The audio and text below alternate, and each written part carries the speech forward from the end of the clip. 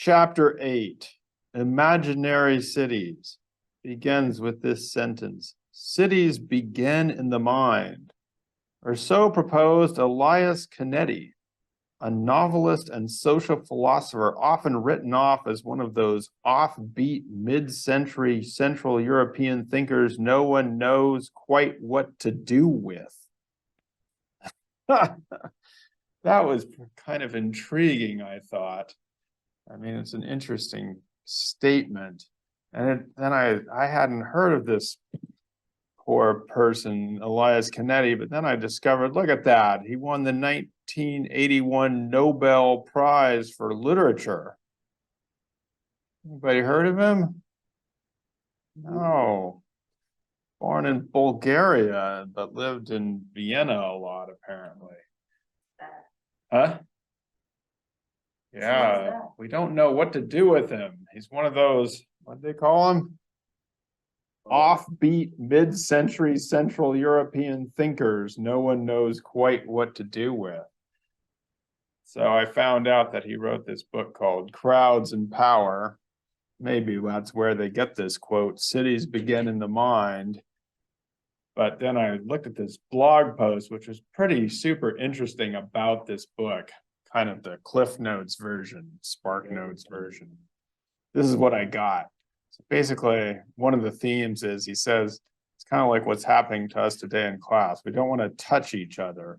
As human beings, we never want to touch each other. We're always like dodging and weaving. And if a stranger touches you, you're like, so when you're navigating, a typical navigation of a sidewalk or a city is all about being able to dodge and weave. And if anybody touches you, you're like, oh, I'm sorry, right? Trying to, you don't want to sit too close. You're not going to bump into each other in class. That would be like a major offense. In fact, now I'm remembering my wife was teaching a class and these two students bumped into each other and it was like a fight, right? So anyway, in our normal lives, we don't want to touch each other, right?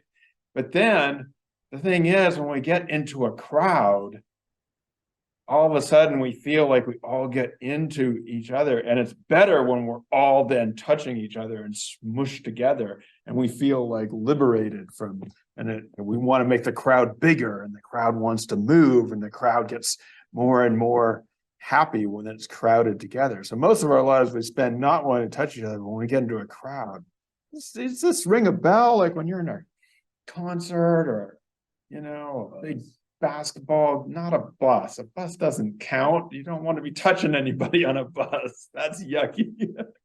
I mean, when the bus gets really crowded, there is something fun about that, but usually in general on transport, you don't want to be in a crowd. But I'm talking about like in a concert or when everybody's like, a party. A party isn't a party until you have 350 people on the lawn all crowded together, right? It has to be a mega party. That's what a real party is, not these little parties. That's how SUNY Oneonta got all that COVID that one year, remember? Oh, yeah.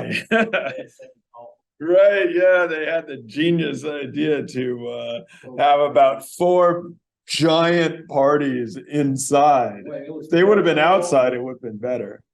It was 4 in a row? I thought it was only like 2 in a row. It wasn't that many, but they were so big. I think they got really unlucky. They had a super spreader. How many parties? It was the fall semester. We almost got sent home, but we made it. We did it.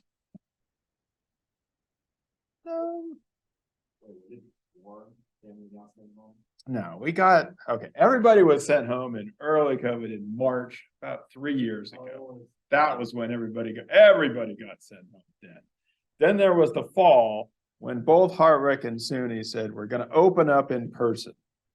All the masks, social distance. Remember, we opened these rooms up, and they made it about 3 days, maybe a week. I don't even think. Yeah. Well, they weren't having classes in person. That was the other thing. They were having classes online, but so there are no class. We were having classes in person, and we did it. Although it got dicey for a bit. They kept us in our dorms, or they kept you in your dorms. And then it was like half and half. And then it turned out nobody wanted to come to class anyway. So it was like me, one person in class and 20 people on Zoom. So that was fun.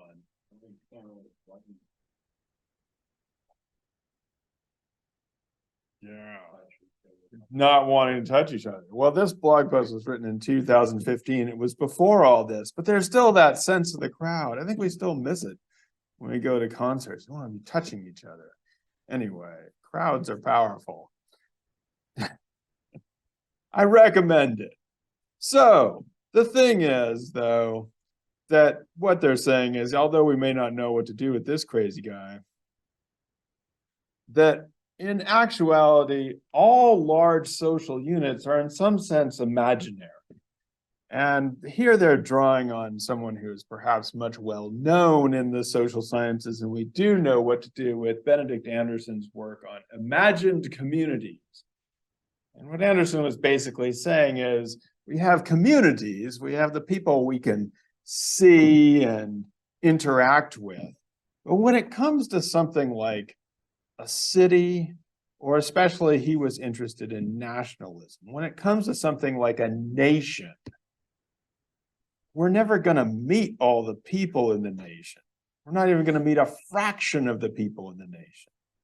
And how do you get people to fight for a country together with people that they've never seen, Californians?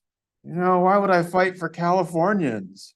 I don't like them, but they're part of my country. So I have to be, I'm supposed to love them all as part of this imagined community. Even if I never meet them, they're still part of my world. Benedict Anderson was interested in the way those things are created. And so he talks a lot about schools and how we have this schools imprint a sense of shared history. He talks about, things like railroads that unite national territory, newspapers, the idea that you're all reading the same thing at the same time, even though you've never met these people. And so this has been a big deal in the social sciences, to think about how do people sort of scale up the community that they have? What accounts for this? Now, Graeber Wengrow says that we come to the idea of cities with certain assumptions which are deeply ingrained in our thinking. And the assumptions are that people lived in small groups most of their lives, especially evolutionarily thinking, and that families, your kinship, your people who you are related to, are the natural stage of human evolution, and that's what we all know. And so when you get to the big groups, like crowds and cities and countries, those are hard to do because we're used to small groups and being with our families and just dealing with our little towns. And so if you get to these big groups, that's when you need a state. You need a state government to keep everybody in line. You need a command structure. You need a military. You need police. You need bureaucrats. You need people to tax these, make sure everybody's doing the right thing.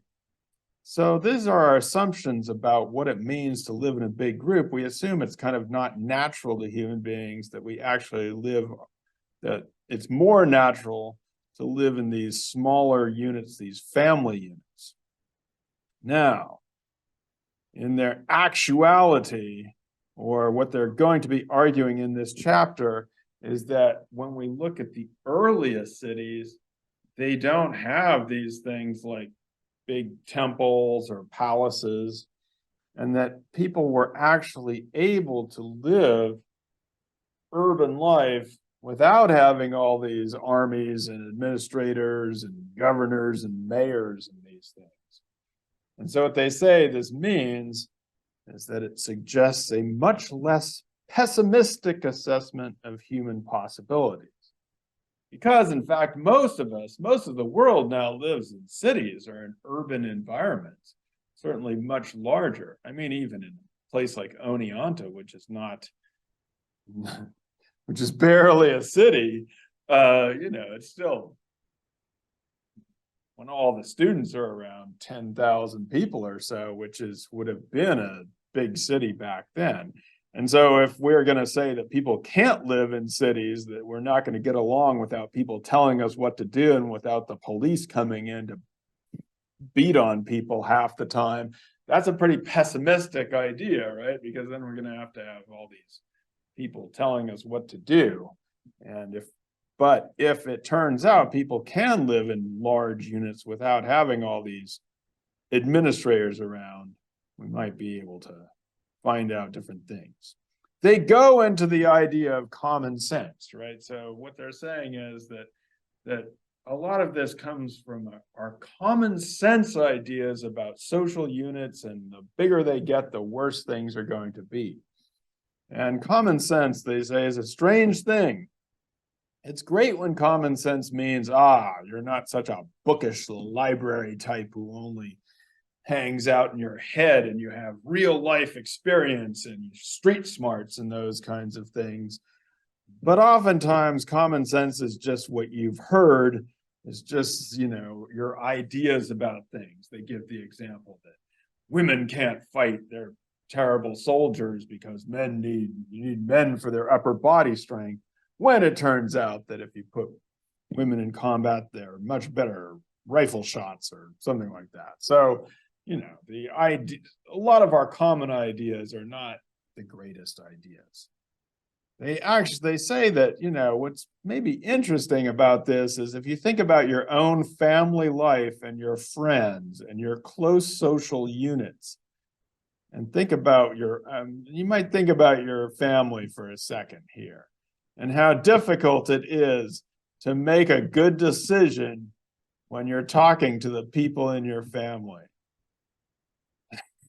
I don't know if anybody's ever gotten in any arguments in their family or tried to figure out what they should eat, but as a family. But boy, when my family gets together, it's like all this history comes out and then everybody's talking. And so what they say is it might be easier to vote on things and have a rational debate if you don't have so much kinship freight behind you. There's all kinds of quotes about common sense. I'm not sure that Albert Einstein actually said this. In the last class, in another class, I was talking about something that Albert Einstein, I thought he got bad grades, and they told me that was all wrong. And he probably didn't say this, but it's a great quote. Common sense is the collection of prejudices acquired by age 18. Which is basically saying it's just some stuff we should question. Anyway. Common sense. So they're first asking us, where did we get this idea? The other idea comes from something that is called Dunbar's number. If you look on the internet, there's all kinds of people very excited about Dunbar's number, which is the number that Dunbar proposed of the maximum number of people that we can keep track of and have relationships in our head before our head explodes.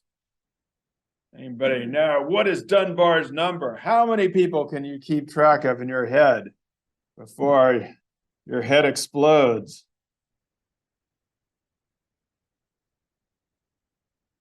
Two? Nah, you can do more than two. Two are just the people that are very close to you, like interact with, have relationships with. Two, sticking with two. 40, going up to 40. You think you can do 40? That's a lot. Gabe. Getting closer, yeah. It's 150. Dunbar's number is you can keep track of 150 relationships. So the idea was 150 is about as high because we lived in these, we start out, right, with two, but then you'd expand up and you'd get into little groups of about 40. That would be your hunter-gatherer band, but then you can interact with all these different people until you get to 150, and then that's it. And so the idea was if you get larger than that, you're going to have problems.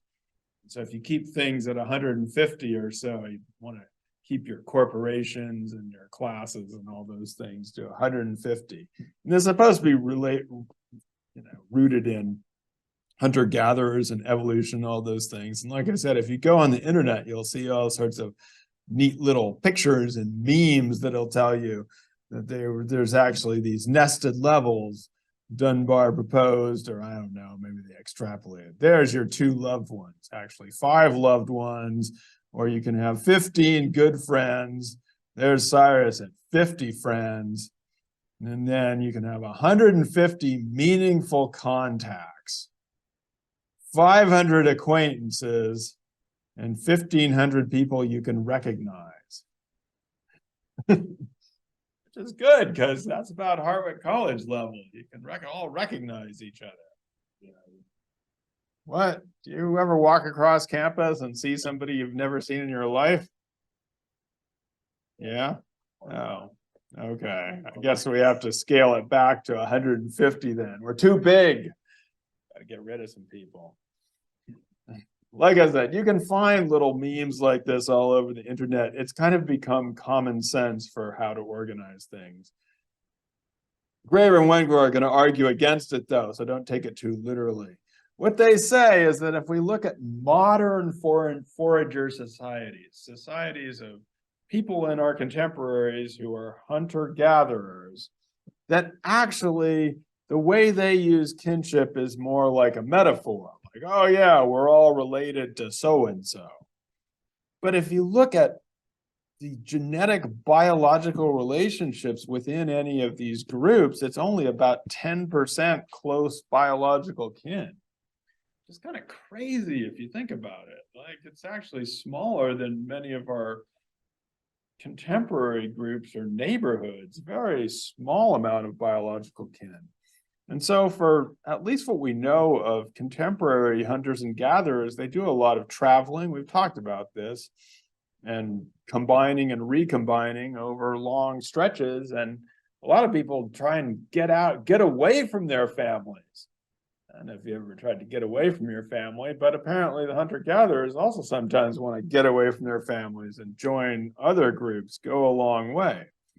And so Graeber and Wengrow say that, hunter-gatherers have always had both a small group, but these very vast imaginary worlds of people that they are connected to, sometimes spanning entire continents like Australia, where you find these sort of similar clan or totem names throughout the continent, or North America, same thing, so that you could travel long distances and find people that you don't know but are obligated to you because they organize themselves in this same imaginary way. So they make a somewhat provocative quote here that foragers may sometimes exist in small groups, but they do not, and probably have not ever lived in small-scale societies. They sometimes exist. Verb tense problem with that sentence, but I was trying to figure out if I copied it down incorrectly. But I guess you could say sometimes foragers may sometimes have existed in small groups, but they change tense there. Anyway, you get the point. The point is that in some ways, there was always this imaginary, going back to what Canetti said about cities begin in the mind, there was always this this imaginary sense of being able to connect to a larger world. So, and also this relates to what we were talking about before, where there'd be these seasonal agglomerations and large scale things happening in various places, such as in Poverty Point, Louisiana. So it indicates that hunters and gatherers were actually able to imagine these things. So they then turn to cities, the real cities, and make the statement that, well, okay, we have the imaginary community, that larger community, but when you're talking about a city, you're talking about things that are built infrastructure. So there are things that we can look up and dig up archaeologically and say, aha, we've got a city. But what they say here is that, the thing is that even though people say they belong to such and such a city, actually their social world in that city might be limited to just one neighborhood or one set of things. So you won't know everyone. You can't know everyone in the city. It reminds me of people who say, I've met people who say they're from New York City, and then you dig in a little deeper and they're just from some little suburb on the outside of it, but they just told you that to make it sound like better than it was. Reminds me. Huh? Why would you ever want to say? Yeah, of course you want to say you're from New York City. It's the city. Such a bad place, center of. Oh my gosh. All right. Wow. Well, those are some big words. Yeah. No, the subway. Well, okay. He might have us on the subway, folks. My daughter was recently down there and there were all kinds of rats running around the subway line. So, you got that. They are not the best subways, true. But at least we have subways. Anyway. So if you remember a couple chapters ago, they talked about how we once had these sort of continent-spanning hunter-gatherer worlds where people would travel for thousands of miles, and then people tended to, after that, contract into these smaller areas. And urbanization, or the early cities, are part of the cultural contraction, which they say takes these big regional areas, these large scale places, and sort of squeezes them into a much smaller space. But again, it's to say that this is not sort of a huge conceptual leap. If you have already been able to imagine being able to travel over vast distances, thousands of miles, it's not such a huge deal to then think about living in a city to imagine that and to make it happen.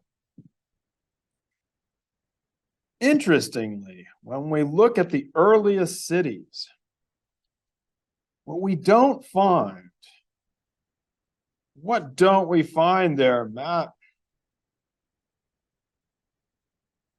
What don't we like to have people telling us?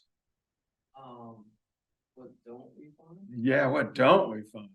Which we were expecting to find when we have these big agglomerations of people. I guess like people having their own freedom. What we don't find is people, we actually don't find, oddly enough, we were expecting to find authoritarian rule, but in these earliest cities, there are actually few signs of authoritarian rule. You don't see that. We were expecting to find it because you'd think to get all these people together, you'd have to have somebody telling them what to do. And in fact, we don't see it there. We see a lot of different kinds of ecologies going on. These arise in different places. And that they say that it turns out that we don't know exactly why some of these cities developed. It would have been nice if they were simply an outgrowth of those seasonal agglomerations that we talked about, like in Poverty Point, Louisiana, where people were coming together seasonally and they just decided, aha, let's just stay here and live year round. But they say, nope, sorry, it's not going to work that way. I wish the evidence said that, because that would be a nice little segue from what we had been talking about with these hunters and gatherers, but it doesn't work out that way.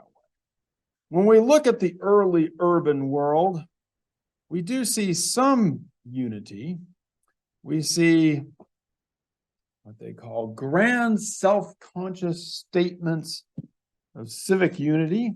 So this is on page 284. So we see these sort of things that say we're all living together, nicely designed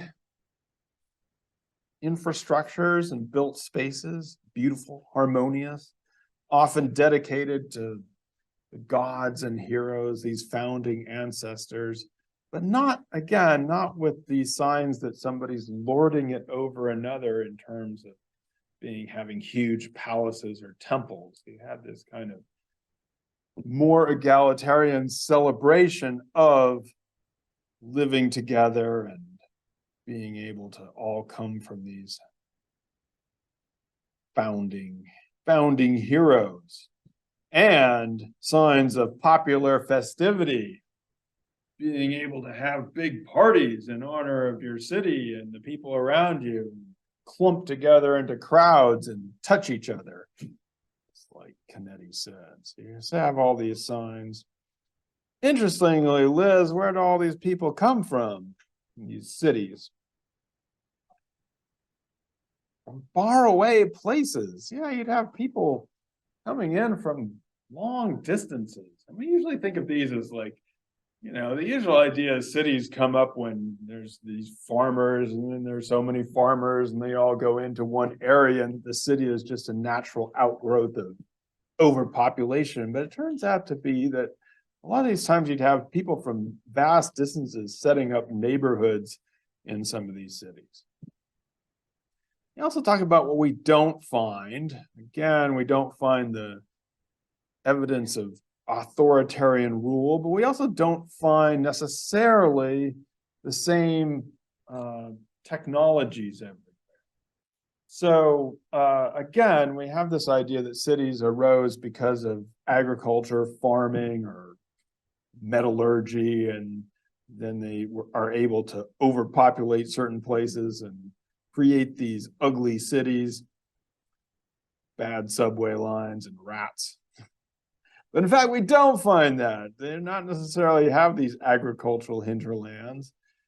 And in some cases, some of the biggest cities, which we'll talk about after your next paper in the next chapter, some of the larger cities in Mesoamerica and what is now Mexico, Central America, they didn't even have wheeled vehicles or domesticated animals. And so, you know, you have these huge centers of people without having the same things that we thought were necessary for getting people together. So as they put it, there is not one story, or there's not one simple story that can explain the rise of these earliest cities. And we actually don't know that much about them, because these are cities that are arising before there is any written records. Many of these cities, the remains are left, and there's nothing to go on except the archaeological evidence. Nothing written about them. They do talk, though, about the importance of rivers. Felicia, what happened to the rivers? Why would the rivers be important? So we're saying like the rivers began to settle into like stable patterns, and how like the glaciers were like melting, so humans were drawn to them, so they could have access to like fishing, farming. Yeah, you have, I don't know, these crazy rivers just running crazy wild. I don't know. It's been a while since I saw a wild river, but they kind of settle down, they chill out. I'm just kind of meandering down the river now, which makes it easier to, you know, be by them and plant some stuff. Glaciers are melting, but then that kind of stabilizes, so that water levels are not so crazy anymore. And so this creates the situation where you have, you know, these deltas where the river would deposit a bunch of great earth, and then you can farm it, and it's not, you know, there's still flooding, but it's not going to mess you up as much as it did. And so you have these new lands which are available to really put a lot of people on. We don't know that much about these, Felicia. Why don't we know about these great cities at the time? What happens when you're building your city in these wetlands? Yeah, it's not good for doing archaeology. So it's much better if they would have built all their cities in the desert, where we could have preserved them over time. It'd be better, but no, get submerged, and water is probably the worst thing that can happen for archaeologists. Let's say, like, I don't know. Well, yeah, I mean, there's a whole field of that. That's fun too. But in terms of like preserving stuff, I mean, maybe some stuff, but like for settlements and things, I just know, like, if it's underwater and then under sand, below sea level, like below the sea, you know, like if it's buried underwater, it's like the oxygen can't get in. no, so it's good. I don't know either. Yeah, it seems like we're not able to find these things get washed away. Maybe not. I shouldn't say water in general. Running water is not very good for archaeology. How about that? Takes everything away and puts it somewhere else, and then you don't know where it came from. I have to review my archaeological methods class. Stop over across the hall. So the rivers, the sea levels are important, but you know, again, some of this has been lost to archaeology. We then turn to the mega sites.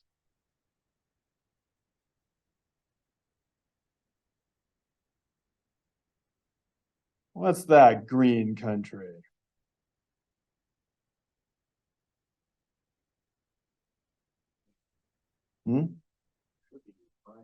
It should be Ukraine.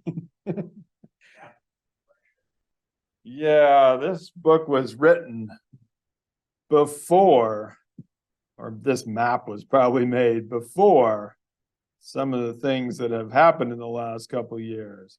So if we were just dealing with the archaeology, the mega sites that they're talking about were here and into what is now Moldova. So it's Ukraine and Moldova. But yeah, as we know from looking at these maps recently, here's Kiev. And Belarus has been basically aligned with Russia. So in the first episodes, the invasion, you might remember that they were coming down this way. And now they're basically over here. This is the Crimea, which was annexed before. But yes, many refugees, Ukrainian refugees went into Moldova. Actually, most went into Poland over here. Anyway, these poor mega sites, probably they're be fighting over them soon. So they ask, well, hey, why haven't we heard about these mega sites? I guess today we can say because there's other things on people's minds, but one of the reasons we hadn't heard about them before, and we probably won't hear about them for a while, is because when they were discovered, this was a part of Russia, and these were people who were, many of them were Russian archaeologists, and so people were like, that can't be true. That's just propaganda. They're just saying they found some stuff over there. We got the real stuff over here. They can't find anything. So, you know, there was a lack of information flow and distrust between them. But the other reason we don't hear about them is because they don't have those big palaces and temples and things and signs that there was a centralized government. So some people have, they don't even want to call them, they don't want to call them cities. They call them mega sites or overgrown villages or things like that. They don't seem to fit our usual models of what a city should be. This is a reconstruction of one of them. But, you know, what Grave and Wengrow say, they're kind of a circular pattern of houses, but the center of it, where you would expect to find a big palace or tomb or something, is just an empty plaza. So who knows what they're doing in the center? Yeah, they'd have walls, those kinds of things, rings of walls. So what they say is these mega sites are actually, as you saw in the last map, they're actually located fairly close together, but they don't seem to have had a huge ecological draw. They didn't ruin everything nearby, in part because the people in the cities themselves, or mega sites, seem to be gardening and herding and drawing on all these kinds of diverse resources more than we might expect. And they're all making their own pottery and stuff. Everyone going to say it's as if every household was an artist collective. They'd all have their own distinctive styles of making their own potteries and little clay models and things, which I don't know. Does that sound fun? Every household was an artist collective. Gabe, you're into that? Yeah, we should do that. We should have all our residents' houses have to make their own pottery and become artist collectives. Yeah, I think so. I don't know. I find this a little bit scary. Yes. Well, like I said, it seems to have been that the people themselves were doing all these things, as well as this is page 293. Suggests a pattern of small-scale gardening, often taking place within the bounds of the settlement, combined with the keeping of livestock, cultivation of orchards, and a wide spectrum of hunting and foraging activities. As well as wheat, barley, and pulses, the citizens' plant diet included apples, pears, cherries, sloes, acorns, hazelnuts, and apricots. Which I guess I don't think of Ukrainian apricots, but boy, there they had them. Cherries. Wow. Megasite dwellers were hunters of red deer, roe deer, and wild boar, as well as farmers and foresters. There you go. Live in an artist collective, be hunting some deer. We could do that here for sure. We could have a deer hunting competition for all the residence halls. Have them get the most venison for their meals. With what? Bows and arrows, of course, or persistence hunting. If you're a very fit human, you can run after a deer and you can eventually, the deer will fall down. Yeah, so you can try that out.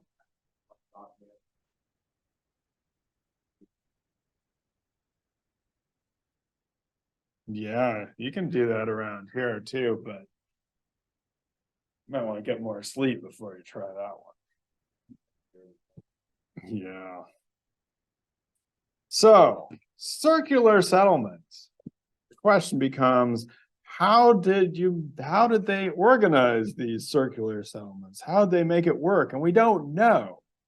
We have no idea, because they don't seem to have signs that somebody was telling them what to do. They turned to the Basque. The Basque settlements in contemporary Basque ethnography as a possible way in which you can organize a village or a city without necessarily having a central authority. And so they're not saying they actually did this, but they say it can be done. And there are these Basque societies in the southwest corner of France that imagine their communities in a circular form. And so the way this works is you have a kind of model in which duties rotate all around the city. And so, you know, what'd they say? A dynamic model, a seasonal rotation. Each Sunday, one household would bless 2 loaves at the local church, eat one, then present the other to its first neighbor, the house to their right. The next week, that neighbor will do the same to the next house to its right. So you'd go around this circle, and everybody's kind of have their jobs to do when it's their turn.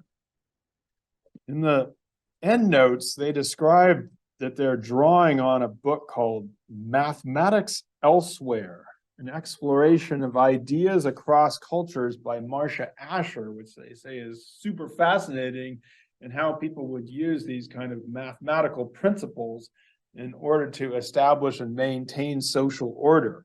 Apparently there, you know, if you couldn't do your household duties that week, there'd be this system of substitutions, which is all mathematically precise, where you go down to the second neighbor and the third neighbor, And you'd kind of have your neighbors on the left and right to do various things like make cheese and have it all organized.